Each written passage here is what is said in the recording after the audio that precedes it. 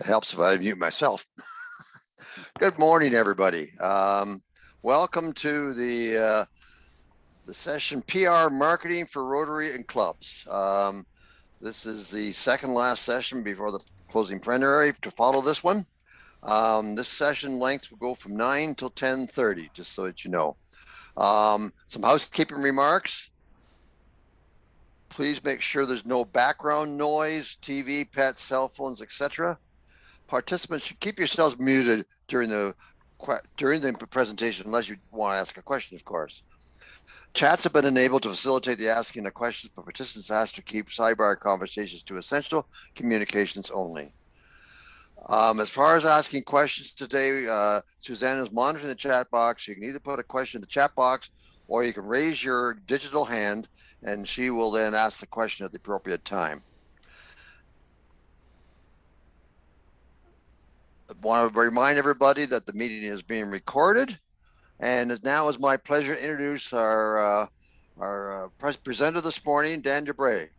Dan earned a commerce degree from Queen's University in 1985. Oops. Brian, you're muted for some reason. You just went on mute. I am so sorry, Brian. That was me. I was letting somebody in the waiting room and I muted you by accident. There we go. Okay. I'll start with the introduction of Dan again then. Dan Debray. Dan earned a commerce degree from Queen's University in 1985 and was a certified market research professional prior to retiring in 2018. I don't think he's really retired, though, to be honest with you. The majority of Dan's career was spent leading marketing teams in progressive packaging goods companies, including Unilever, Maple Leaf Foods, and Pillsbury. Dan's interest in consumer insights and strategic planning have led him to establish Cadre in 2009. Cadre was a research consultancy focused on helping brand-focused organizations drive growth through the effective use of consumer and marketing insights. In that role, Dan worked closely with a short list of top-tier clients to prioritize their research needs, identify research solutions, execute projects, and integrate key learnings into strategic business plans. Dan also owned and operated ThinkSite, a meeting and ideation venue located in Toronto. Dan is a member of Rotary Burlington North and current director of PR for District 7080. Dan's passions include skiing, guitar, travel, fundraising, and Rotary, but I don't know how he has time for those. Here's Dan. Jeez. Thanks, Brian. Very good. Well, thank you, folks, for making some time on a Saturday morning, I should say.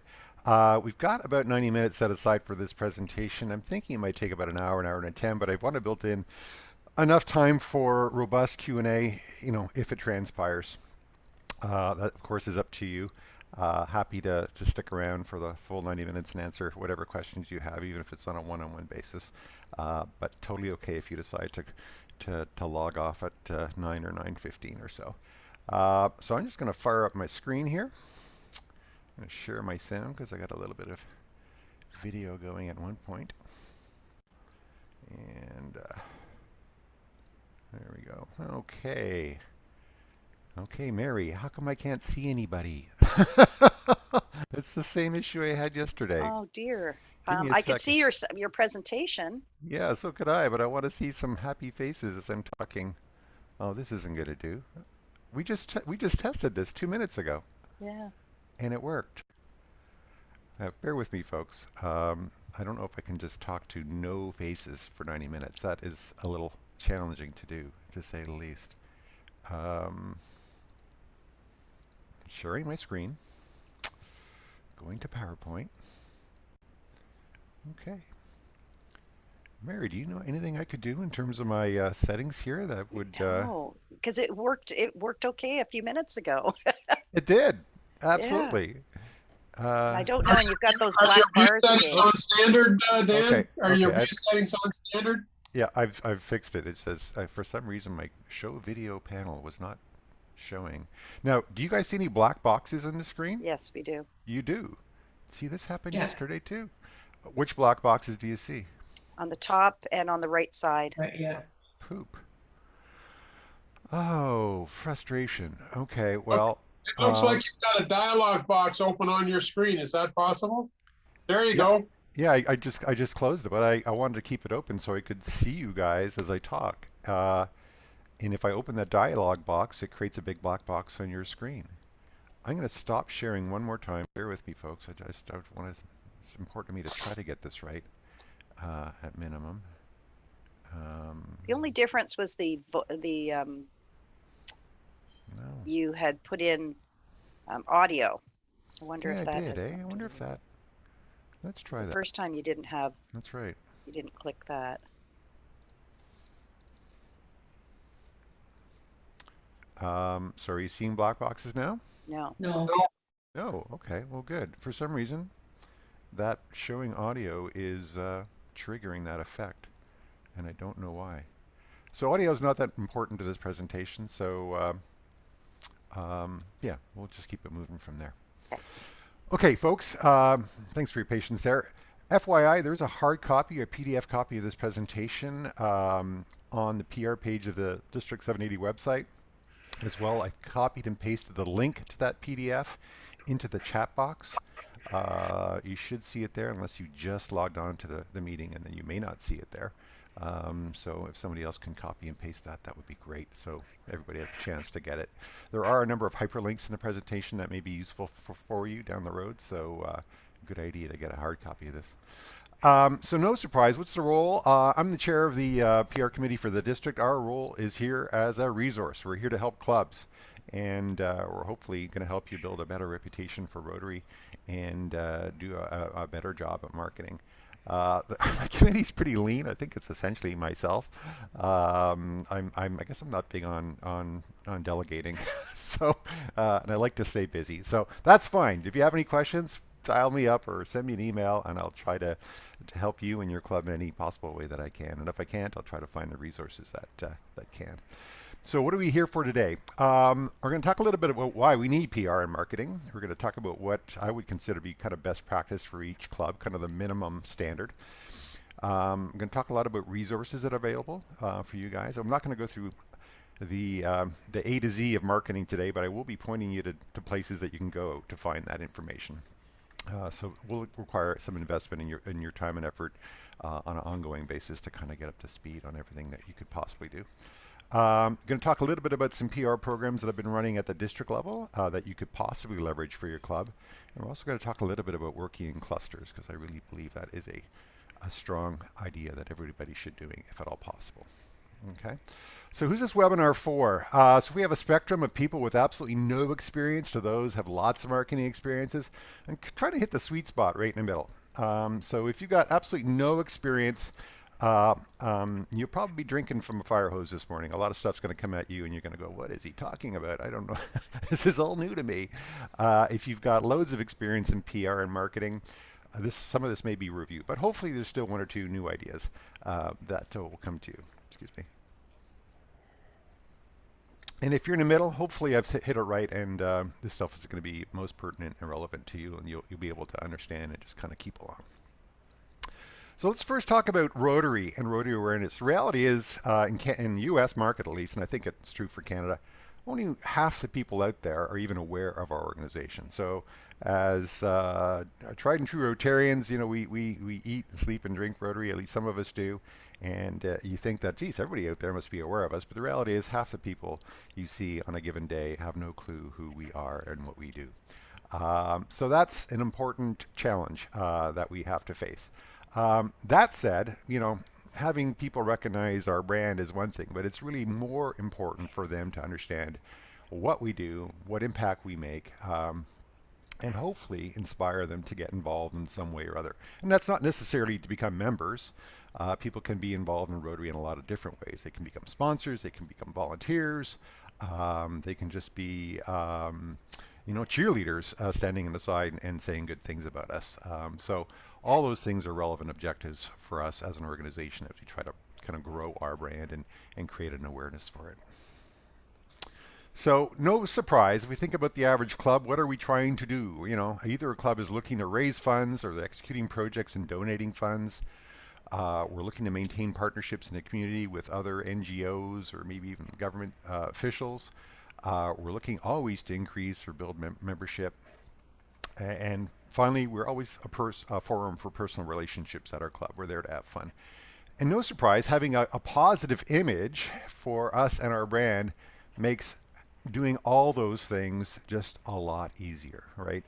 The door is, even if it's a bit open, you can kind of get your foot in there and start a conversation with some level of understanding if the person knows what Rotary is and what it stands for. Having to go in kind of cold and explain what Rotary is and then kind of build what we do, it just takes a lot more work. So the work that PR committees do at the club level and at district level is really kind of, tilling the ground and getting it ready for planting some seeds and watching them grow later on in the year. So it's important work for sure. Okay, this is my point of view. At the end of the day, I think each club should be responsible for doing three basic things. Having a well-designed, up-to-date website. I'm going to talk about each one of these things in a little bit more detail in a second. Having a current, engaging Facebook and Instagram page, and I'll talk about those as kind of a duo. And then finally, and you can say this is maybe a membership committee thing, but I think it's also a bit of a PR thing. Having members that are bursting to tell others, friends, family, whoever, work associates, about who we are and what we do. Okay, so we're going to talk about each one of those in some detail today. Okay, let's talk about our website first. We all have a club website. I think virtually every club does. Last time I looked. Why is it important to have an up-to-date website and that is, ready to go, if you will? Now, a lot of the websites we have within our district, if I be honest with you, they feel like they're made for members. A lot of member information on that website. So if you're a member of a club, you can go there, find out when your meeting is, who's the speaker is. Potentially find links for resources as a club member, and all that stuff is good, but the reality is a lot of non-members go to your website, and so it's really important that we have that kind of outward facing approach to our website.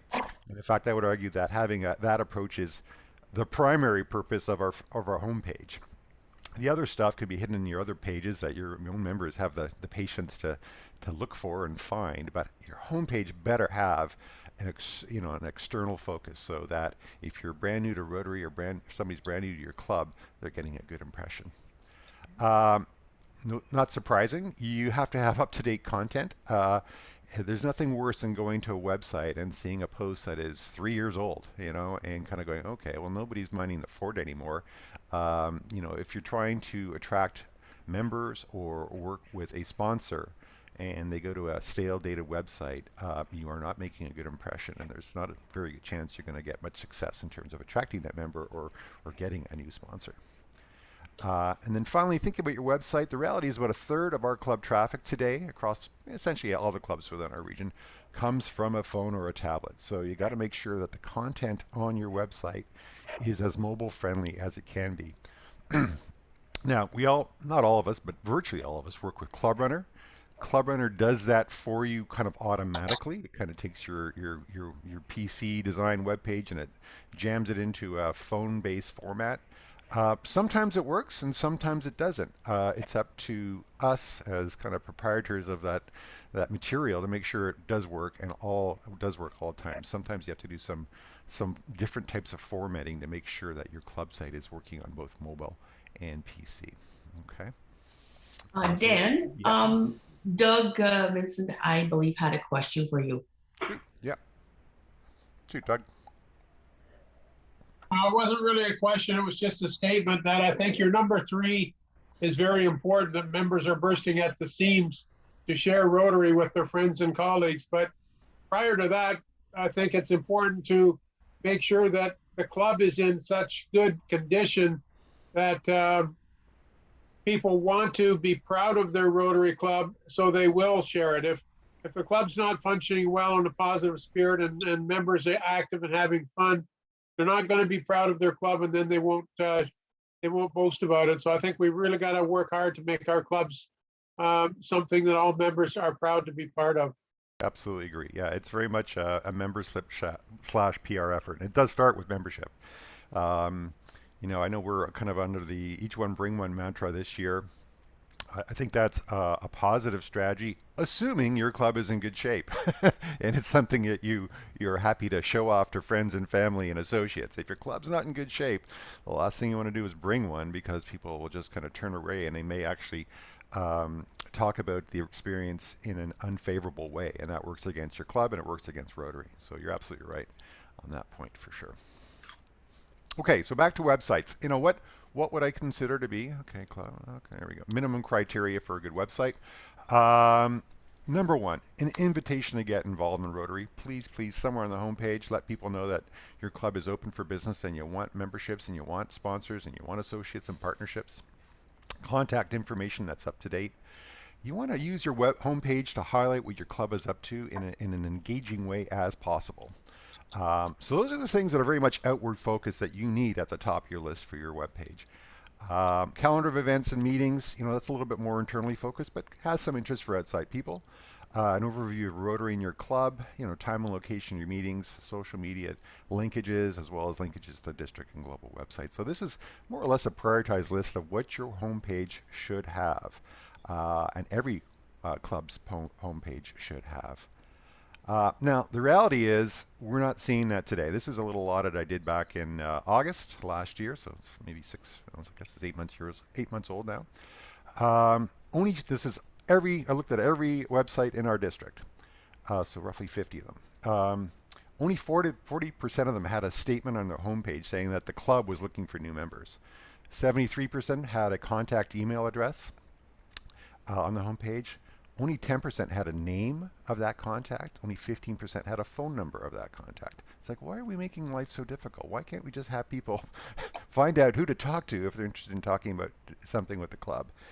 And this last one is almost a little disturbing for me. Only 1/3 of the websites out there had a current story or image on their homepage about what their club is up to. So current, in my definition, is in the past 3 months. Okay. So if I'm from the outside looking at your club and I see a story that's a year old, I kind of go, I guess this club's not very busy. They don't seem to be up to something. The last time they did something was 12 months ago. Or they're doing stuffing that, that they're not very proud of because it's not even on their homepage. So there is a lot of work to do. Not every club should be painted with the needs improvement brush, but there are enough of them out there that we do need to make this a priority at a district level. Now, I'm not going to take up your time this morning with how to use Club Runner to do all those things. Club Runner it's a pretty useful tool. The website platform has gone through a number of improvements over the past 3 or 4 years. So if your last experience was 5 years ago, guess what? If you log in today, you're having a better experience all around. Is Club Runner as good as some of the tools out there like Squarespace or Wix, which are kind of drag and drop platforms for website development? The answer is no. But the website component of Club Runner is just one small piece of the big Club Runner package, and so therefore it's not necessarily best in class, but it is still a very powerful tool that allows us to do a lot of stuff. So I definitely, if you're not up to speed on Club Runner and web design through that platform, they put on webinars on a regular basis. The next one is towards the end of April, and there's another one mid-May where you can learn those skills. And they are very, very helpful. Every time I've reached out to Club Runner for help on web, I find they're very responsive. I get an answer to my question within a day or two. Okay. Now, if you think you don't have time or the skills or inclinations to do that, good news. There's a program that we launched as a district back in January of this year, where we've got a professional consultant web designer. Her name's Melissa Wells. She runs a consultancy. She's actually a Rotarian out of Welland, and she has designed over 80 websites for Rotary over the past year or so, and those are within our district, 790 and 770. And she does them for $300. So this is a steal in terms of consulting time. She basically puts 5 or 6 hours into it. She's very open about that. And so she's charging roughly $50 an hour or so. You go to an outside consultant who doesn't know Rotary, they're going to be charging a lot more because they'll have, their learning curve to get up to speed on what we do. So what's the process? Your club would have a kickoff meeting with Melissa, explain kind of what you want, and she'll give you some thoughts and feedback on that based on her experience and best practice. But at the end of the day, your club is going to determine what you want to communicate. And she'll work within your priorities. And she'll come back with a redesign of your homepage as per your kind of priority list. You'll assess it. You'll give her some feedback. She'll go back in and make some tweaks as required. And that could happen with 2 or 3 iterations. It's not just a 2-stop process. And then once you're happy with it as a club, she has a 1 hour kind of handover meeting where she reviews Club Runner's content management system and lets you know how it all came together and what you as a club have to do to maintain it so that the content is fresh and up to date. So it's a very, very simple system. We've got so far, I think, about 6 or 7 clubs within our district that have kind of taken the leap and gone this direction. I'd love to see us, another 20 clubs in our district, take this direction, because we've got some work to do, quite frankly, and I think it's at the top of the list in terms of importance for our clubs. Now, I'll give you a quick before and after. Now, it's not I'm going to show you 2 club pages from 2 different clubs. These are actually not in our district, but you kind of get the picture. This is what a lot of websites look like today. Excuse me, I'm just going to cough. So, not terribly visually engaging, a lot of information, not necessarily relevant for somebody from the outside. You work with Melissa, you're going to get something that ultimately looks like this. That is very, engaging, photo-heavy approach with big links that have calls to action. And like I said, she'll work with you to get this done in no time flat, so that your website is working a lot harder for the benefit of your club. Dan? Yep. May I interrupt? I have actually a comment from Louise Gardner from Kitchener. Mm-hmm. They have updated the site from internal to external, and it has made a significant impact on the club growth. And then Sorry, Susan, was you that has or has not? it has made a significant, yes. Yay. Yeah. And Gada actually had a question. They have a contact us page on the website, but don't use an email address since it's personal. She asked, is that good enough? And then Doug said that maybe they should consider getting a Gmail account. Yeah, contact us button is okay. It's plan B, as long as it's big and obvious, like it is on this example on the screen right now. It's right there. A lot of times the contact us is like kind of lower left-hand column on the bottom after all the other content, and people have to go hunting for it.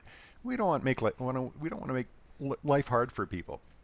If it's on the homepage, and make it obvious. If you don't want to share a personal email, grab set up a Gmail account with club contact as the first name type of thing, for sure. And we actually have someone here on the call, Gerald from Cambridge North, who said that they just used Melissa to set up their new website. Excellent. And was it a good experience? Oh, it was fabulous. Excellent. We integrated our old website with the new website and transferred the content over. We still need to do some tweaks, but what a huge change. Super. I'm glad to hear that. Yeah, I have talked with a couple of clubs that have used Melissa, and they so far, everybody I talked to is giving her rave reviews. And it's not that it's without work. I mean, the club does have to meet before kind of meeting with Melissa to say, okay, what do we want to happen? So there has to be a meeting or two and some agreement and discussion as a committee at a club level, whether it's at the board level or a subcommittee level, and then the work starts. So she won't do all the thinking for you. You need to think a little bit about what your club wants before you start the process. So great. And Doug Vincent had his hand up. Dan, I'm just looking at this, and I've always been taught that on the first page, you want to have a kind of a map of what people are going to expect to see when they click on something. And so I'm concerned when all we've got here is 5 pictures, which are good photos, and they're showing Rotary doing something. But my question is, there is no, and should there not be some copy there so that it gives me a clue as to when I click on a picture, where am I going to go and what am I going to see? Because right now I don't know where to, other than the menu across the top, I don't know what to click on to see what I'm going to see, sort of thing. Right. So two comments there, Doug. This is actually just the top of the page. So there's another bottom half of this page that's a little bit more copy intensive, and there's also a footer that gives you a lot of information about contact information and stuff like this. I'm just making it a little simple. Okay. But at minimum, the join us, who we support, and volunteer donate are, I think, in my opinion, kind of straightforward call to actions, right? They're Yeah. big and beautiful, so you have a rough idea what you're going to get if you click those. But there is more on the bottom of this page. But if you open up the page, boom, this is what you see, and it talks to a vibrant organization that seems to be busy helping people, right? And that's the message you want to leave. Yeah. Okay. Let's talk about the next leg of the stool. We're looking for clubs to have engaging Facebook and Instagram pages. No surprise, this information is a little bit dated, but Facebook and Instagram still very much at the top of the list in terms of percentage of Canadians that have an account. The way you read this is left-hand column is the total percentage, and then we give you the same percentage by age break. Instagram skews a little bit younger, as you can see. But so very, very important vehicles in terms of ongoing communications. Now, I've shared my opinion with people on this, and it's no surprise, and it's not really the elephant in the room, but I mean, I am not a huge fan of Facebook or social media. But it is what it is, and it's a powerful platform to communicate, and so we can't just ignore it, even if we don't feel that the organization is terribly ethical or we don't like Mark Zuckerberg or whatever. So these are the things that we kind of have to live with. So until somebody kind of invents a better mousetrap, Facebook and Instagram are still towards the top of the list. Now, YouTube and LinkedIn are also potential platforms. I would put them at number 3 and number 4 in terms of a priority list that we should be using as clubs to get the word out, simply because they're a little bit harder to work with, and they're not as wide. They're not used as widely as Facebook and Instagram. Okay. So types of posts that are shared most often. This is just kind of common knowledge. So breaking news, heartwarming stories, practical advice, behind the scenes kind of insight stuff, and serialized stories. That's the type of content that gets shared most often within social media platforms. So the challenge that we have as Rotarians is, okay, this is the type of stuff our club does on the right-hand side of the page. How do we kind of fit these categories into the categories we see on the left-hand side of the page? And it's a challenge, quite frankly, to make some of these things that we do interesting to the outside viewer. But we're Rotarians, we're up for a challenge. So if you want to use these platforms and you want your stuff to be shared, you got to kind of put them within this framework if you hope to be successful as a club. Always, and this maybe goes without saying, always think about what is the purpose of your post, who you're talking to, what's the key message, what do you think they might be interested in, what response do you want to generate from that message? Go through that checklist every time you post. And it doesn't have to be kind of eureka, super fantastic, but at least have those ideas clear in your mind as you share a post, write a copy for a post, point to a landing page. Because Facebook and Instagram rewards pages with interesting content. More of your content will get shared if people react to it with a thumbs up or a like or a share or a comment. If your stuff's continually boring, after a while Facebook learns that this guy is boring or this site is boring, and it doesn't share it. So it actually starts to penalize your Facebook page if your stuff isn't good, essentially. Now, as we've all heard of algorithms are the secret sauce behind the curtain that determine a lot of what we see as viewers. So Facebook and Instagram algorithms, favor posts that have strong emotional reactions. So if people are loving your stuff or giving you a haha, or they generate a discussion, or they get reshared, or you are a consistent contributor, i.e. you're doing something once every 3 or 4 days, Facebook's algorithms will notice that stuff and have a tendency to share more of your posts over time. It also recognizes and favors content that is video, especially good video that people stick with, or in the absence of video, simple animations or images and then tags. So if at all possible, always try to post a video that's visually engaging. The stuff's more likely to get shared amongst your followers, and you'll be more effective at getting the word out. And that applies for both Instagram as well as Facebook. Okay. Now, why add Instagram to the list? Now, I know a lot of our clubs have Facebook. That's great. I think virtually everyone. Not every club has or uses regularly Instagram. And it's an important tool. Instagram has a different audience. It skews younger and it skews female, and those are two constituents that we'd like to see more of in our clubs for sure. So we got to fish where the fish are. Use the platforms that younger people and females or women are using. Also skews to people who use a mobile device as opposed to a PC screen.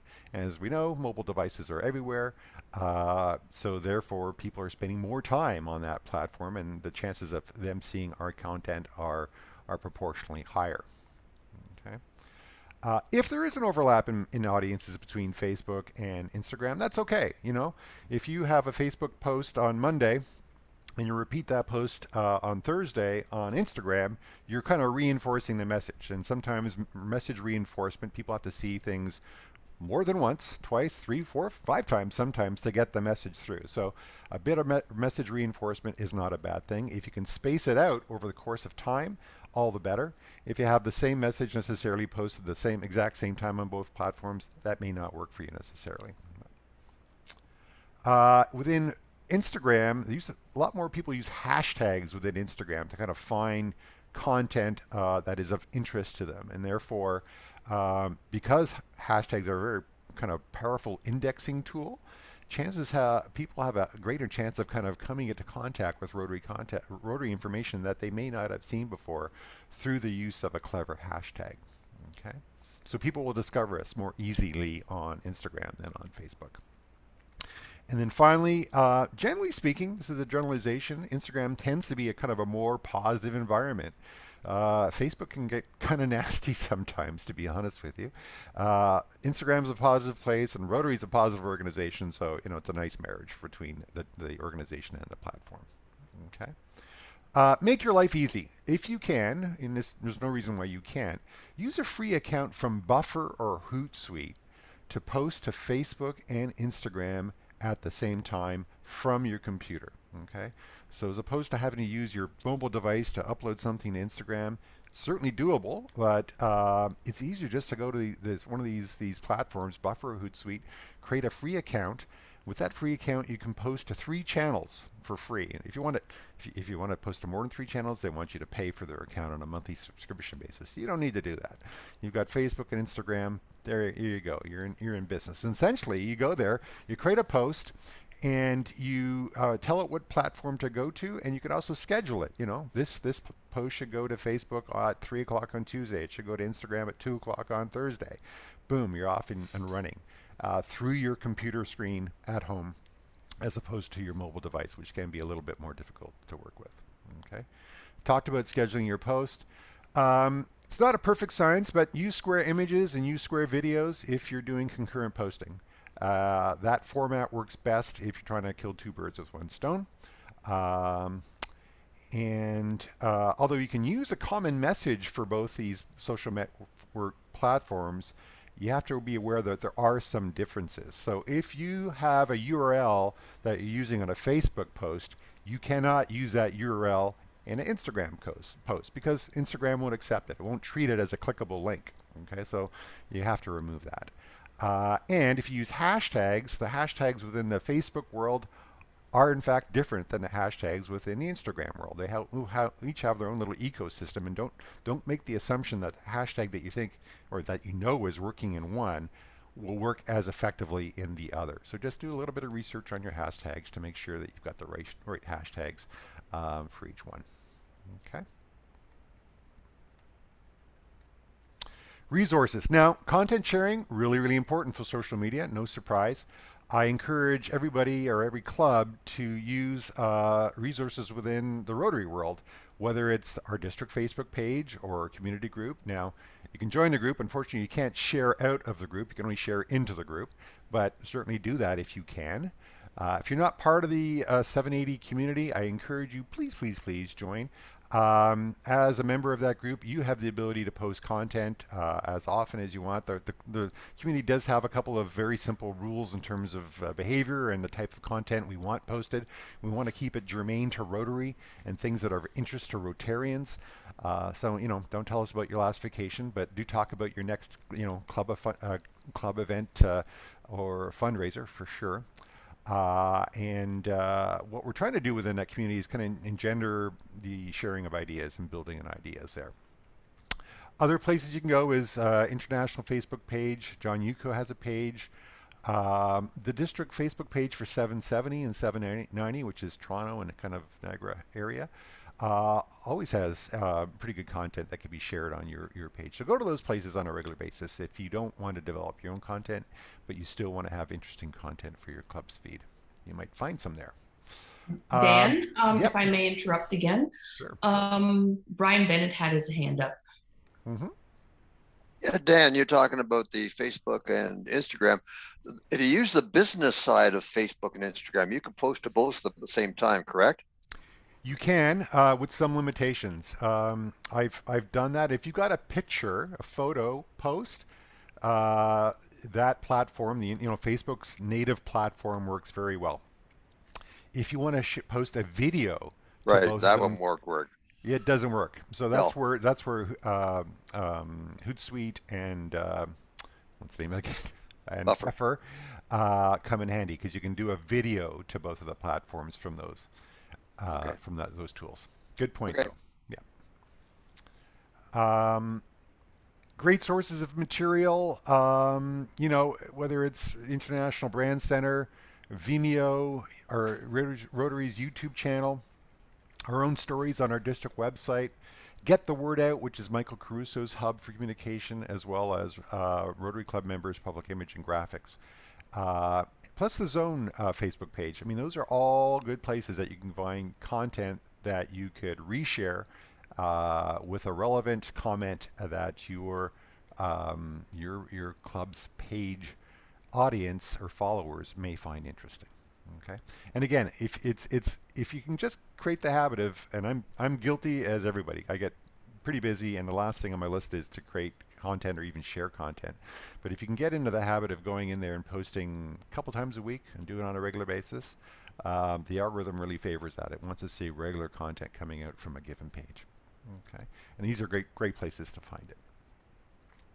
Now, the reality is, once upon a time, Facebook was great. You posted something and everybody got to see it. Now, Facebook is a company making billions of dollars every year, and they've realized that they can sell a lot of advertising on that platform. And so native content typically only gets shown to about 5% of your followers. So if your page has 1,000 followers, the post that you put out there is only going to be seen by 50 of them. The other 950 are not seeing what you're putting out there. Now, we talked a little bit about how to improve those odds. If you have video, if it's engaging, if people comment it, you may take that 5% and get it up to about 30 or even 40%. But that's really the exception as opposed to the rule. And so you can't kind of live your life by exceptions. So if you do have something really important to say, don't be averse to paying for it. You can boost your posts on Facebook and Instagram. It's pretty easy to do. If you need any help, just give me a call. I'll help you to walk through how to do it.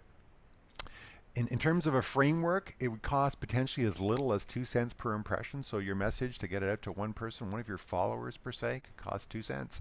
To actually click on the link in order to to instigate some kind of action, let's say you want to drive them to a registration page for a big event coming up, they may cost 50 cents, it may cost 75 cents. There's a higher cost associated with that, but the payout could really be there. I mean, if your event is costing $100 per person, 150 cents to get them to a registration page is not a lot of money. At the end of the day, you've got control over how much you spend. You got control over the strategy, whether you just want impressions or clicks, and you got control over the target. Are they just your own page's followers? Are they much broader? Is it every Facebook user in your city? Or is it something specific? Facebook users in your city that happen to be younger females with an interest in maternal care. I'm just making that up. You can target whoever you want within Facebook and get the message out to the right people. And it's all within your control. Nicest, I'm very much a metrics kind of guy. Everything gets measured and reported, so that you can see how your investment is doing. You can tweak it to make sure it's working as hard as it can. Doug, good question. Dan, I have a couple of people that Sure. have posts or wanted to know about the Facebook post. So that was Gada. Gada, if you could please unmute yourself and ask the question. And after that was Doug Vincent, who had his hand up as well. Sorry, my question was about the website, not the Facebook. Yep. Yeah, I was just asking because we created an external website outside of Club Runner, but in the search engine, we get a lot of the search results would be going to Club Runner, and Club Runner looks messy. I tried to clean it up and get rid of a lot of content on the home page, but it doesn't allow me to put the link to the new website that's visible. It's low buried at the bottom and it's small. Is there a way around that? Yeah. How about we pick that one offline? Because it sounds very club specific. Yeah. Got it. So if you can reach out to me after this meeting, happy to try to work with you to see if we can clean that up or redirect it. Yeah, I'd appreciate it if I can get an email address in the chat. Sure, absolutely. Thanks. Doug? My understanding, and maybe you can just clarify this, Facebook will from time to time pop up and give you the offer to boost your posts or your ads, Yep. Which kind of just broadcasts it anywhere and everywhere based on how much you're going to pay. But if you go into Facebook Ads Manager, then you can manage your target audience, where you want this stuff to go. And I think if I'm understanding it correctly, what you're talking about is going into Facebook Ads Manager and not use their invite for you to boost. Am I understanding that correctly? Yes and no. So Facebook Ad Manager is a very powerful tool that is probably more complex than most clubs want to get into. In order to make life simple, I am advocating actually boosting a post. But within the Boost framework, which is essentially is a very simplified version of Facebook Ad Manager, you still have the ability to pick a target. Now, there are fewer options on how to define a target, but you can still do it geographically, by gender, by interest, and you certainly still have control over your budget. And you still get the metrics. The metrics are somewhat simplified. You don't get nearly as many, but they're enough to give you the insight to figure out whether you've made a good investment or not. So I am going with the boost. So if you have on your Facebook page and a boost this post, don't just kind of click and have it go where it will. You go to the next screen and make sure that you're boosting it to the audience that you want to see it.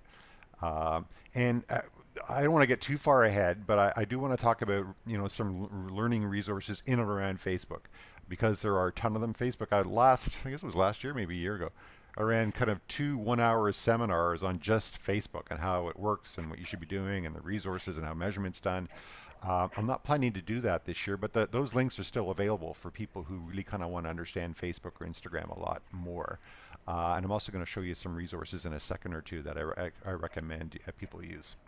Dan, just Yep. excuse me, just one more question. Gaia had a question as well. Gaia, if you could unmute yourself.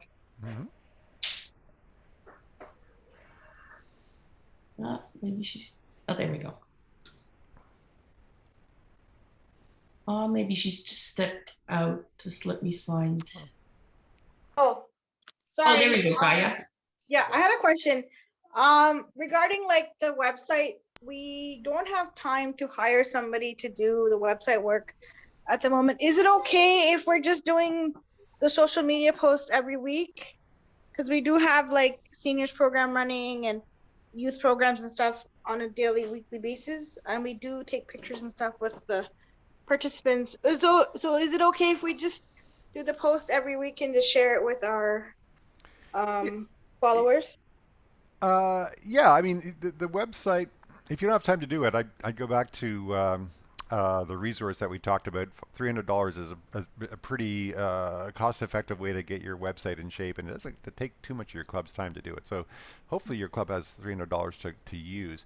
And once you do that, we certainly want you to keep your website current, and it actually doesn't take as long as you may think. If I think about my experience at my club, our club probably does something of interest every couple months, and so I very much rely on an interesting picture and 2 sentences on the homepage, and a date. August 3rd, our club get together and planted some trees, and you see a bunch of us planting trees, and that's it. I don't go create a 500-word story or anything. I just let people know that we're out there doing something in the community. Or it could be a check presentation. It literally can take as little as 3 minutes every 2 months to keep your website more or less current with stories that or of interest. But that's after you set it up, and therefore, if you use Melissa to set it up, your life is going to be made easy. But if your club just can't do it, yeah, I mean, certainly focus on your social media platforms because they are fairly easy to use. Yeah. Yeah, thank you. Thank you. Yeah. So resources and links. So if you go to the district website and go to the PR page, on that page in the left-hand column, there are tons of links available that I encourage you to look at.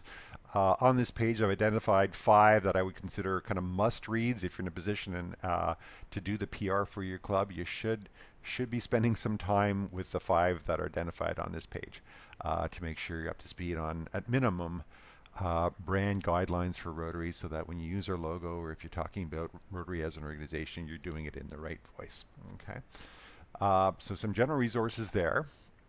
And then if you go to My Rotary, there are even more resources. You can learn within My Rotary by role, by topic. So the topic here would be marketing and PR, or just click and go to the Learning Center, and that brings you up to a course catalog. And there's a whole bunch of programs on public image. And so I'm not going to go through them in detail, but just rest assured that Rotary is there to support you as a club, to bring your skills up to speed, so that you can become more effective at communicating and building our public image. Okay. So kind of outside the scope of this morning, but I want to make sure that everybody's aware that those resources are there. And of course, within My Rotary, again, we've got the Brand Center. Go to Manage Brand Center. And once you get there, you're going to see something that looks like this. People of Action campaigns, a campaign that was developed about 3 years ago that still has some pretty relevant materials where we talk about Rotary and how we get things done. What I want to focus on right now is the guidelines. It's really important that you, as kind of a custodian of the Rotary brand, understand how to talk about our brand. Because as long as we're all talking about it the right way, our brand will grow and thrive. If people are off in all directions, guess what? We'll be chasing our tail as an organization. And unfortunately, I think there's still a bit of tail chasing going on right now. So I just want to talk about one thing really quickly within the visual guidelines and voice and visual guidelines, and that is essentially the voice of Rotary. So every time you go to post something, whether it's on your homepage, your social media platform, wherever, creating a brochure for your club, this is the voice that we're looking to have for Rotary, or smart, compassionate, persevering, and inspiring. Okay, and I'm not going to go through all the detail, but on the right-hand side of the page, you can see essentially the types of adjectives, I think that's what we call them, that we want to think about as we're creating ideas and communications for our brand. So try to be true to that as much as you can. Here's a good little example of, speaking in Rotary's voice versus no voice. On the left, we got Rotary speaking with no voice. On the right, we have speaking in Rotary's voice. And I'll let you read it quickly. But as you can see, the content on the right is just a lot more engaging. It's essentially, hopefully, what you feel in your heart about Rotary and what you want others to feel in your heart about Rotary, and it hopefully will lead to some kind of an action. So I know we're not all copywriters, we're not all photo editors, and we're just doing the best we can as volunteers. But try to keep these, the brand true to your heart as you create communications. If we all do that effectively, we're going to be a more effective organization, and the brand will be clearer in people's minds in general. Okay. Now, I'm going to give a shout out to Zone 32. Our district is actually Zone 28. Zone 32, which I think is located in the south of the States, they do a really good job of building public image skills. And they kind of kick it off with a boot camp, and that boot camp is going to happen at the end of this month, the 25th, at 6 p.m. If you've got time, sign up. They're more than happy to have Rotarians from other districts and members kind of tune in. And in fact, if they're true to it this year, what they tend to do is run a program over the course of the year. So every couple months or so, they have kind of another module, another learning module that speaks to how to build the Rotary brand and improve your PR skills. I've attended probably in the past couple of years, half a dozen of them, and they're really well put together. It's a really energetic team. They think about their content, and they tend to pull in upwards of 50 to 100 people for every one of their broadcasts. So if you've got time, start with the boot camp on the 25th. At that meeting, I have no doubt that they'll make announcements for future meetings over the course of the year. A great resource to improve your skills. Okay. I'm a big fan of this guy. 5-minute social media.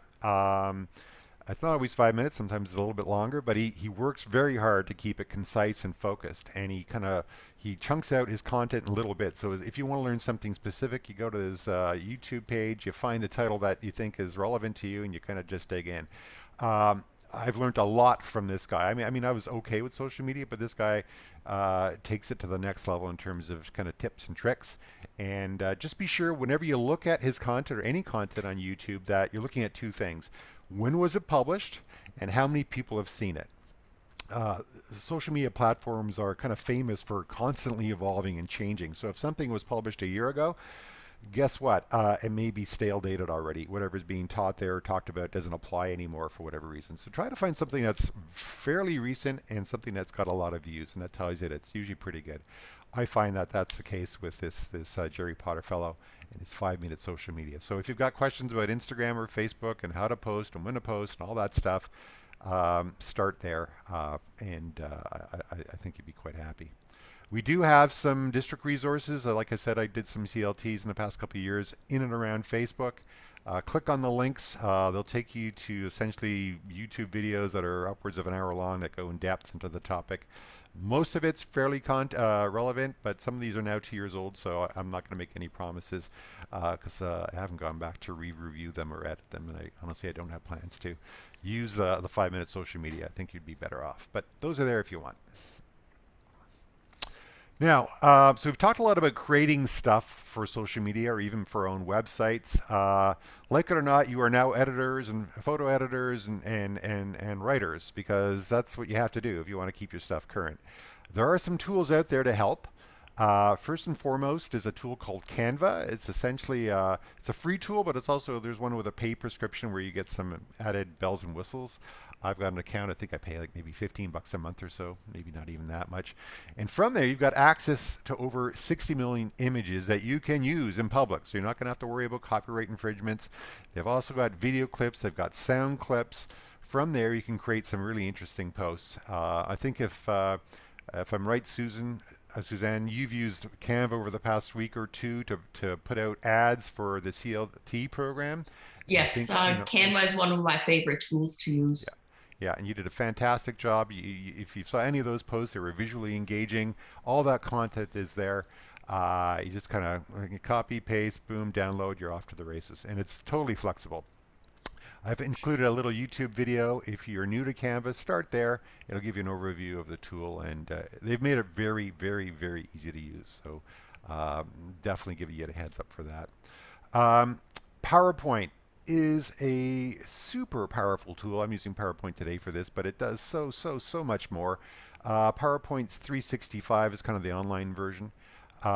It's got some really strong basic photo editing capabilities, some animations and more, screen capture videos, and it also does GIFs and MP4 videos. Provided a little link here for a tutorial on kind of how to use PowerPoint for GIFs and MP4. So on Club Runner, if you want a kind of a moving picture on your home screen and it's fairly simple, you can create a GIF and you use PowerPoint to do it. It's basically setting up the slides in the right order, saving it as a PowerPoint file, then saving it again as a GIF, and then taking that GIF and uploading it into Club Runner, downloading it into the page. Boom, you're in business with animation on your home page. I'm going to show you really quickly kind of what I mean. Here we go. Is this going to work? There we go. So this is an animated GIF that I created through PowerPoint. It took me basically 15 minutes or so. Create a little slideshow. I create some morphing where words are on the page and I get them to move around. They get bigger, they get smaller. Really simple to do. And so this is a GIF that I created that I then posted on the D7080 website. Then I also created an MP4 file with the exact same PowerPoint presentation. So that's a video file, and then I uploaded that to a Facebook page. Okay, so you don't have to be some super slick video editor. As long as you're fairly comfortable with PowerPoint, you can get some nifty things done. So it's just a small example.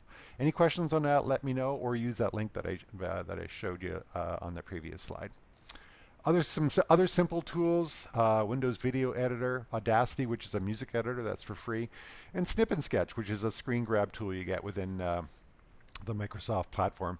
I use these tools, maybe no, not Audacity, but I use these other tools on a regular basis, and they help me create content fairly simply.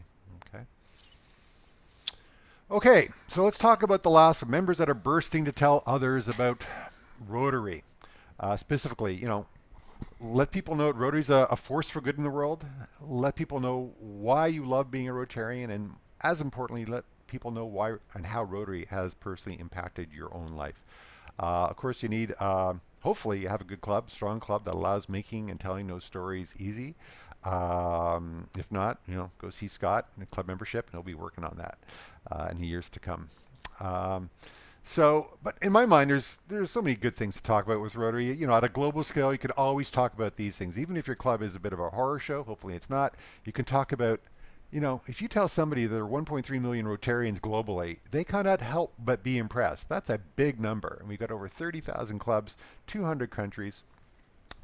Numbers and acceptance speaks volumes about what we do and what we are as an organization. You can get into, if you can remember them, the 7 areas of focus and focusing on those that you're most passionate about. You can talk about our foundation. We give away a lot of money every year, $300 million US. A lot of that's to Polio Plus, but it's still a lot of money. Our 4-star charity rating, which is the highest you can get. And our success in eradicating polio. I mean, those are go-to stories if you can't talk about your personal experiences. That's an easy way to start a conversation. But hopefully you or your club have, things you can share. This is an example from our club, Rotary Burlington North. Been around for 25 years. We've raised $1.7 million. We've given it to needy people either within our community or internationally. We've done 45 global service projects. We've handed over more than $250,000 to our local hospital. But every day we're cutting checks for smaller organizations in order to help them out.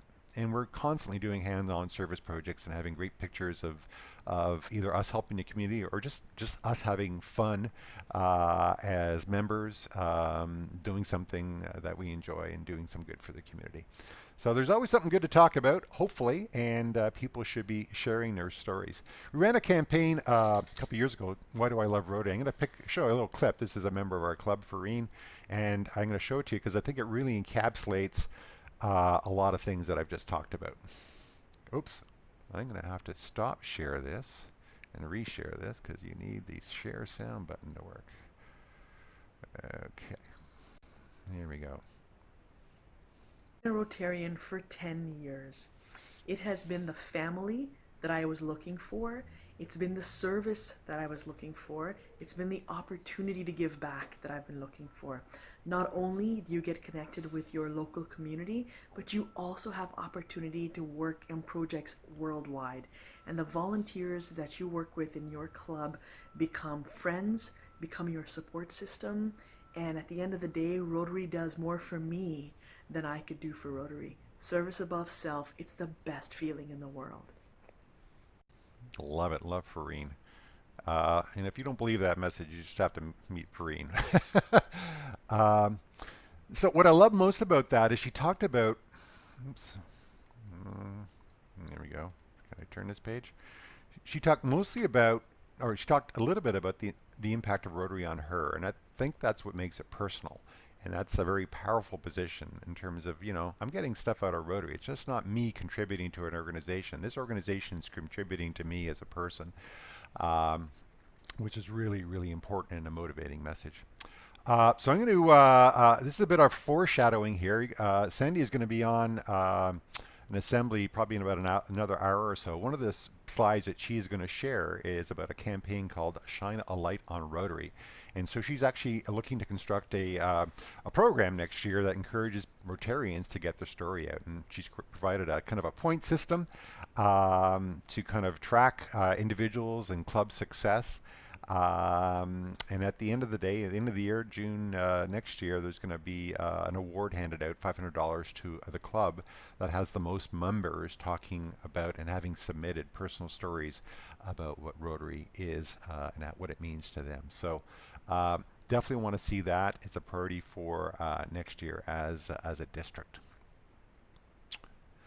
One of the things is, how do you get that conversation started? You just don't walk up to somebody and start talking about Rotary, especially if you don't know them very well. One of the things I do, and I found it started lots of conversations. I'm not big on wearing Rotary gear or having a Rotary pin, but I put a little sticker on my cell phone. And I typically have my cell phone with me everywhere, and I'll throw it down on the counter. And it's amazing what that little sticker will do to start a conversation where you can talk about Rotary in a very kind of natural and kind of unprompted way, if you will. So that's my little trick. Encourage you to use it. If you have other little tricks to kind of just get the word out, let people know that you're a Rotarian. Nothing against Rotary garbs or Rotary hats, all that stuff, or Rotary pins. It all goes. Something as simple as a 2-cent sticker can do a lot for you. Yes, Susan. Did I see something there, Suzanne?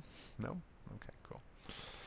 Okay. I just put a little heart up because I like that idea. Oh, okay. Thanks. Okay, I've been doing a lot of talking. Any questions? It's maybe kind of a natural stopping point to take in a couple of questions. I'm going to turn the page and talk a little bit about some district level stuff that can be leveraged to bring it home. Any questions before then? Yeah, Hi, Mark has his hand up. Yep. Hi, good morning. Great presentation, by the way. Oh, thanks, Mark. So much so that I just hope these slides are available to us after. Absolutely. I've put a link in the chat. If you joined late, Mark, it may not be there for you. So if somebody joined early, if you can repost that link at the top of the chat. I'll do that right now. Mark. Yeah. Thank you. And so this is saved as a PDF on the D7080 website. And all the links are most of the links are clickable that I've been talking about. So yeah. Thank you. Good. Okay, some programs that we've been doing at a district level that you could potentially, you should be aware about, number one, and you can potentially build on, number two. So AdWords. AdWords is an interesting program. Google, in their kind heart, has actually made a program available where nonprofits can get up to $10,000 a month to spend on AdWord ads, which is fantastic. And so we're actually part of the program. We've signed up. We've got an account. Not in our wildest dreams could we actually devise anything that could spend $10,000 a month. That level of spending is meant for organizations like Rotary International, who are spending money on, let's say, the full U.S. market. They may be able to generate $120,000 of free ads through the program. But nonetheless, we're one little district in Canada, and we're still taking advantage of it.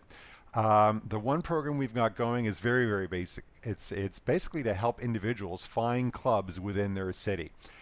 This kind of stemmed from a personal bugaboo. When I first joined Rotary 3 or 4 years ago, I had no clue there were 4 clubs in Burlington. I just kind of clicked the first link I saw was Burlington Lakeshore, super club. Once I was there 3 or 4 weeks, I then learned that there was other clubs. Which is fine. That learning finally came to me, but it would have been nice to know that kind of out of the gate so I could have spent a little bit more time investigating the options. So that's what our district grant is working on. It's essentially taking people, if people enter some keywords, I'm going to share what those are in a second. Go into Google, enter some keywords, brings up an ad, the ad brings them to a landing page. So in this case, if you live in Oakville and you type in the word Rotary, there's a good chance you're going to see an ad at the top of the page, a AdWords ad that will bring you to this landing page. And this landing page tells you about the 5 clubs in Rotary in Oakville. Okay. And we've got landing pages, surprise, surprise, for kind of every city that has multiple clubs. You know, Brampton, Burlington, Cambridge, Guelph, Wellington, Kitchener-Waterloo, and Mississauga. Each one of them has a dedicated landing page. Each of the landing page talks in general terms about what Rotary is, and then has tabs that give people more information about each one of the clubs. So I'm going to show you these tabs in a little bit more detail in just a half a second. Okay. So let's take a step back. So let's pretend we're in Oakville. So we've devised a campaign where if anybody there types in any one of these keywords, there's a good chance they're going to see our ad. Now, it's not a guarantee. So, and I actually don't know, let's say out of 10 times when somebody, or 10 people in Oakville type in the word Rotary, how many of those 10 people will see our ad? I can't tell you that. It's not 10 out of 10. it's probably not even in 5 out of 10. It may be only 2 out of 10. But 2 out of 10 is better than nothing. And again, Rotary or Google is providing us these ads for free. And so there's also some negative keywords. If somebody types in the word Trafalgar with a Rotary, I don't want to show them the ad. Chances are they want to go to the Rotary Trafalgar webpage, and so they'll get that webpage served up. But if they do type in a keyword and not a negative keyword, they're going to see an ad that looks something like this. And no rocket science here. We just basically give them some basic information, and if this is enticing enough, they'll click the ad and it'll take them through the landing page that I just showed you. Okay. So results. Let's see. Oh, let's talk about roles first. So at the district level, we've created the campaign. We're doing the back end work to make sure these campaigns are in compliance with the regs that Google has for us.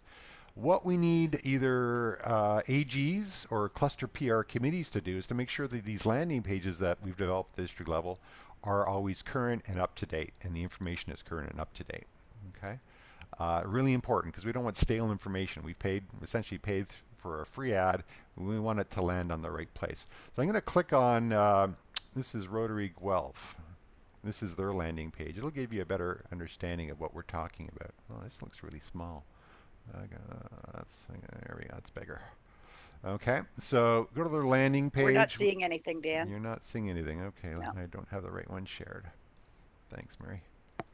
There we go. Can you see it now? Yes, we can. Okay, so we have this flip card format. If you just click on the tab, you get more information about each club. It's standardized, meeting time, where they meet, key events, key charities and causes, the type of club, and then we have contact links, email, website, and Facebook page. So all that information is contained on one single landing page. So if I'm in Guelph, Wellington, these are the options for me, and hopefully we've made life easier for somebody looking to learn about Rotary. So what we need the individual clubs to do, as well as the AG within that cluster, to do is make sure that this information is up to date. As one resource, I can't go and double check all this information on an annualized basis, but hopefully a new AG can, to make sure that the information is current. It's doing the best job possible to talk about each one of these individual clubs. Okay. So please, to do that, send the information to your AG or directly to me. I'll be happy to update it. I'll do the technical part, but I can't necessarily do the research part. Okay. Now, what I love about a couple of clusters, they're running with the ball. They've got this basic page. This is where the page ends for most of the clusters, but Guelph Wellington said, no, we want to go further than that. So we've added this little infographic at the bottom of the page that talks about all the work that all the clubs within this cluster have done in an interesting way, right? So they've taken it one step further by putting some content that they feel good about and represents all the good work that they're doing as a club. Okay. Just got to share something. I'm going to show you another example. And this is Kitchener-Waterloo. They're also running with the ball. No, I'm not sure. Can you see this? Sorry about the back and forth here, guys. Kitchener-Waterloo. No, it's not it. Bear with me. I'll find it.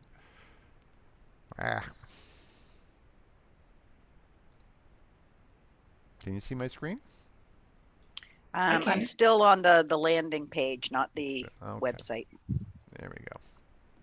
There we go. There you go.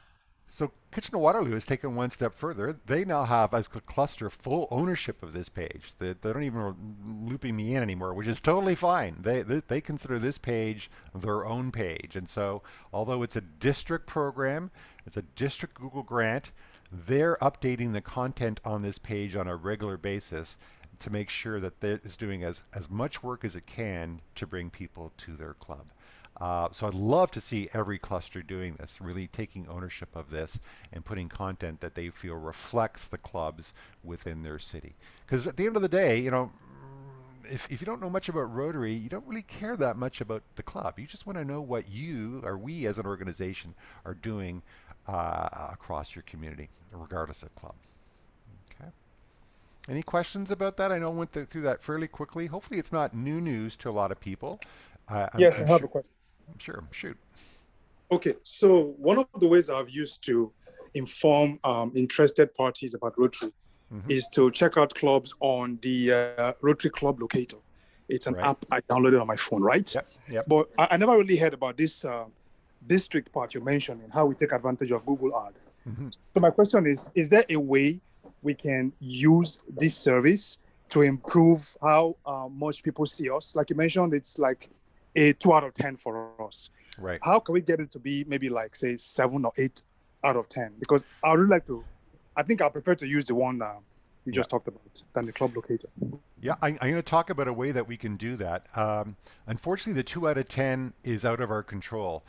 Google is giving us a budget of $10,000 a month to spend, and I love to spend. I love it for it to be a 10 out of 10. Every time somebody types in the word Rotary, they could land on a page that we want them to. Google's not letting us do that using their grant. If we want to pay for that to happen, they'd be more than happy for us to pay to have Google ads, whether it's a word ad or a video ad, lead them to a landing page of our choice. And I'm going to talk about a program that does a little bit of that in a second or two. It's another program that we're running at a district level. Okay. Dan, Brian had his hand up as well. Hey, Brian. Dan, interesting comment. A couple of weeks back, I was wanting to Google Rotary, like the district site. And I typed in Rotary 780, and I got the Kitchener site. Interesting. That's first at the top of the list. And a little bit later, I did the same thing, Rotary 780. I got the Kitchener site. Of course, then I went into the district site. And once I forced myself into the district site, it started to take over. But that's how Google, it went to the closest Rotary 780. Interesting. Yeah. That could also be because these home pages here, these landing pages, are all hosted on the district site. So if Google learns that for whatever reason this landing page for Kitchener-Waterloo seems to generate a lot of traffic, the algorithm may be saying, oh, let's serve up this page first because most people seem to go there ultimately. So that could be working in the background too. I was just going to say there was quite a buzz because they had past Prime Minister Paul Martin was at their 100th anniversary event, and I think they had a lot of traffic for that. Yeah, could very well be. Yeah, absolutely. And I believe the KW region, I know the Guelph Wellington region, are directing other sources of traffic, not just the Google AdWords campaign, to this landing page. So it's getting traffic from different feeds, if you will, because they see it as, no, this is the shared resources. This is the page we're going to get working as hard as we can to introduce people to Rotary in our city. So today, what if, I wish we could spend more money, but we're spending as much money as we can. So far, we've had about 900 clicks to these landing pages. The Google grant has got us roughly $2,500 US, so let's call that $3,000 or so. And so that's 12 months worth of program. There's more that we're going to be using this program for on a go-forward basis. The only limitation, quite frankly, is the time to develop the programs to leverage that AdWords budget. Okay. Just doing a little time check here, quarter after. Okay.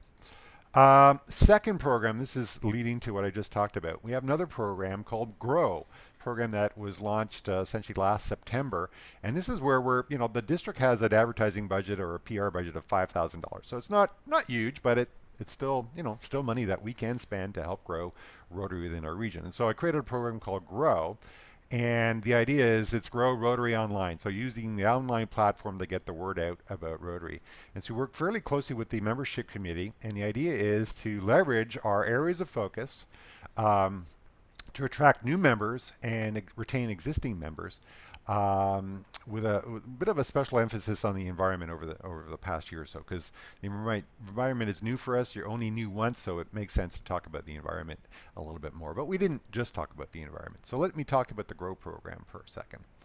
There we go.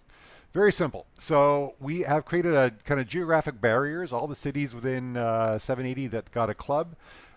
We're using Facebook, Instagram, as well as YouTube to target people with an interest in one of these 4 areas. Okay, and we're targeting them with paid ads. So we're putting our small budget to work. We're serving up ads that have been created to talk about one of these 4 areas to people who have an interest in one of those 4 areas in hopes of generating some traffic to a landing page, which would then potentially turn into a lead and a membership lead for our club. As I mentioned, they're all video ads. We're using these 3 platforms. I'm not going to show you the ads right now, but I'm pretty proud of them. They were actually created by a team of co-op students from Sheridan College. It was a really, really good experience for me as an individual, and hopefully for them as a team of co-op students. They've created an ad for an older target that talked about volunteering, about the environment, and about international development programs. And we also created ads targeted for Instagram specifically at a younger target, looking at those same ideas. All the ads are roughly 30 seconds long or so. And as I mentioned, they lead to specific landing pages. So let's say you click on an ad that talks about the environment. We lead you to a landing page that talks about the environment. And we have slightly different landing pages for older targets than for younger targets with different imagery, different language, and whatnot. So that's been a district-wide program that we put a little bit of money behind. Now, it has delivered mixed results. I'll be super honest with you. I wanted that program to generate hard leads, and we could then send those leads to clubs and hopefully grow our membership. It has not done that. That said, I think it still has done some good. We haven't spent the full $5,000 yet. We've spent roughly half of it. We still have a month or two to go. I'll be spending more money over those months. We're hoping to reach 20,000 people at a roughly 2.5 cents per a person. We've reached roughly 67 at roughly 3.4 cents per person. And the reason for that number being relatively lower is I was only counting on frequency of about 1.5 messages on average per person, but our frequency is a lot higher. So on average, people have seen a given message. So let's say I have an interest in the environment and I'm seeing the message. Chances are I've actually seen the message 3 to 4 times over the past 6 months or so. So we're paying for more frequency than we really want. And so I've actually tailored the campaign coming into the last part of the year to reduce frequency and expand reach. And this is where, we are still generating clicks. So I was hoping to get 4,000 clicks to the landing pages. We've generated roughly slightly less than half of that with half the budget. So people are getting information, but they are not following through to we've got contact forms on our landing pages where they would complete information, their name, their email address, what they find interesting, and then we would follow up with a phone call. None of that is happening. We've got essentially maybe just one lead on the program so far. So we've crashed and burned on that last objectives, but I still feel relatively good that their money is working to generate some clicks and get people somewhat, give them some knowledge about what Rotary is all about. Okay, so that kind of leads to the next topic, which is working as a cluster. The campaign that I just talked about, using these, sorry, I need to go backward, using ads to go to a landing page was actually leveraged by the Guelph Wellington cluster. Now, they didn't use our video ads. They ended up using some Rotary International static ads. But we created landing pages for their cluster specifically that landed them on messaging in around Guelph Wellington. So basically the same approach. So message, landing page, contact information. It was a paid campaign used by the cluster, but all the clubs within the cluster got together to pay for that effort. I really, really like what Guelph Wellington is doing. It kind of got kicked off maybe 3 years ago for their 100th anniversary, where they started with kind of a major ad that I think went into newspapers and maybe some electronic medium. This is kind of the top of the ad. This is the bottom of the ad. Just love it because it's a really motivating graphic, and it talks about all the ads. And so the idea is to get further. 1 + 1 = 3 if you're working together, and I really encourage all clubs to do that. Guelph, Wellington, Kitchener, and Oakville I think have done an excellent job. The other clusters I think still have some work to do. It's not easy, to be honest with you. I'm in Burlington. We've got 4 clubs in our cluster. We've brought the topic up every year now for the past 2 or 3 years, and it just doesn't seem to go anywhere because the other clubs, for whatever reason, I'm not pointing out a specific club, but just all the clubs just do not share the same perspective, and so it kind of falls. So it's not easy to do, but if you can do it, go for it for sure. This is just a quick review of some of the other programs that started out with, like I said, that joint program in Guelph Wellington. But they're running programs on a regular basis. Some of it costs money, but they realize that if you want to get the word out, you want to build your brand within your city, it may cost some money to do it. Okay, all that to say, at the end of the day, PR will take some time. It'll take some effort. It's not easy to do, and I understand for a volunteer organization and for volunteers individually, it's tough to do. But there are lots of resources, and I'm happy to help clubs with a passion to make it happen. I can't do it for you, but I can certainly, kind of teach you to fish. Always happy to do that. If you've got an interest, spend some time with you to kind of get you on the right path, and then go from there. So a couple of words of wisdom. Be patient. This is not a marathon. This is a marathon. It's not a sprint. The work you do this year is going to, have rewards, maybe not in the week that you execute. It could be a month after, it could be 6 months, it could be 3 years. But it is important work that you do. In as much as possible, leverage the 3 channels that we talked about today.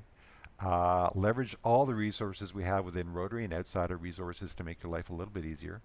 Stay true to our brand. It's really important that we cherish that brand. We all speak with the same voice. That way we can be an effective organization.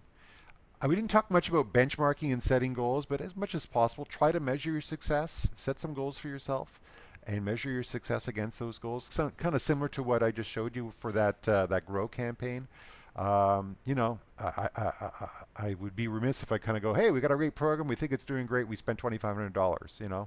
The conversation can't stop there. It's got to be, what did it do in terms of generating some traffic or interest in the brand. And finally, importantly, consider working in a cluster to drive some scale and drive some efficiency. There's a chance, if you're in a cluster with 4 or 5 clubs, chances are not every one of your clubs has kind of a communications expert or guru. But if you're in a cluster, there may be, one person out of the 5 clubs working together that might have those skills that all your clubs can leverage. It just may pay some dividends to go down that path. Okay, there we go. Sorry, I'm talking a lot. I told you you'd be drinking out of a fire hose if you're new to this stuff. Happy to stay on the line, answer any specific questions, or take it from there. Well, thank you very much, Dan. Paul and Louise, both from the KW area, they had some comments. Paul said that in Kitchener-Waterloo, they formed a 5-club marketing membership committee that has taken ownership of the presentation, and they also created hashtag People of Action KW. Excellent. And Louise said that they use People of Action KW.ca that sends visitors to the page, and that is the web address she uses while on AM 570 Mike Farwell's show monthly, where she is hosting different Rotary guests from the KW cluster. Great program. How did you get that? That's excellent. Love that. Louise, you want to respond? Sorry about that. I went to click unmute and I clicked something else. Anyways, good morning. Yes, that was our 5-club membership marketing committee. And so the reason that we did that, Dan, was, I can't remember, I think it was CLT maybe 2 years ago. There was, or maybe it was one of the president nights when I was president, but one of the other clusters had done this marketing committee. And so I brought it forward to our 5 presidents at the time, and we started it. And that committee decided that it might be a good idea to go on a radio show. And they had a document called the Mythbusters of Rotary, which is what we started with. And I don't know where that one came from, but and so I reached out to Mike Farwell to do the Mythbusters. And then after it was, it's like a 10-minute segment on the last Wednesday of the month. And then I emailed him and I just asked, I said, hey, Mike, would it be possible for us, since we're celebrating our 100th year, to do once a month for 12 months? And he said, absolutely. And then so I've been bringing the different presidents on, and depending on who's doing a fundraiser, or if it's Christmas and, Conestoga's giving away the turkey drive or whatever we're doing, I just take a sort of a timely event that's happening within that month. And then I've had guests on. It's worked really well. So do you have to pay for that, or is it all goodwill? All goodwill. Excellent. That's even better. Yeah. We've been really lucky that way. Yeah, So yeah. I'm pushing it to try to get another year out of them. We'll see how it goes. Yeah. Good stuff. Any other questions? I don't see any other questions right now. I have a comment because you talked about Canva. And Louise will know about that too. I actually now produce my, instead of a PowerPoint presentation, I do it on Canva, and I can presented directly from my cell phone or a portable device, which has saved me in previous RLI sessions when I couldn't connect, or the computer that I had couldn't connect to the screen, and I can just hook up my phone to the connection and present it online. So everything is stored on there, and I can just recommend this that way. If you have to show someone quickly something about Rotary on the go, there you can have a presentation on your phone. Yep. Yeah, it's a very, very powerful tool. I kind of alluded that it's just a great place to get pictures or get videos. Yeah. It's much, much more than that. It's essentially it's like PowerPoint, but an online platform. Works slightly differently, but it's very powerful if you want to go down the path to learn it. And there's all kinds of tutorials out there that'll take you one step at a time. Uche had his hand up. Yes, I did. Thank you. Quick question. So, as membership chair for my club, some of the emails I've gotten from the assistant district governor are, referring members to the clubs in the cluster, all 5 clubs in Brampton, right? And then as membership chair, I get the email and follow up. Mm-hmm. I've always wondered, how does the district get that information? Like how do people get to end up reaching out to the district that they want to know more about Rotary, or they are looking to join a Rotary club? Hey, Scott, over to you. Sure. So they come in through the Rotary Membership Leads program. So people have actually logged on and entered it through the RI website. So based on the location, geolocation, RI sends me a link if it's for a club within, or if it's the geography that covered by 7080, and then I pick the city, because usually people say I'd like to be in a club near Guelph. So then I send it to the AG covering Guelph.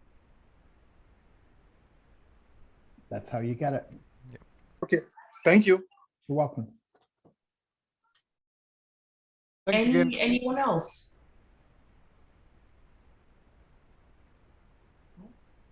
Good. So as all the CLT presentations this week, this has been recorded, and we'll be getting them up, making them public on the district YouTube channel. I'll probably be doing that midweek or early next week, and then I'll probably create a link on the homepage of our district website to that, and I'll definitely create a story in the May bulletin leading to these videos, in case you want to share them with other people in your club. So not just this one, but all of them. That's great, Dan. As usual, excellent presentation from an excellent presenter and a super Rotarian. Dan, you're the best. Thanks, Brian. My pleasure. And the next presentation starts at 11 o'clock, the closing plenary session. Yep.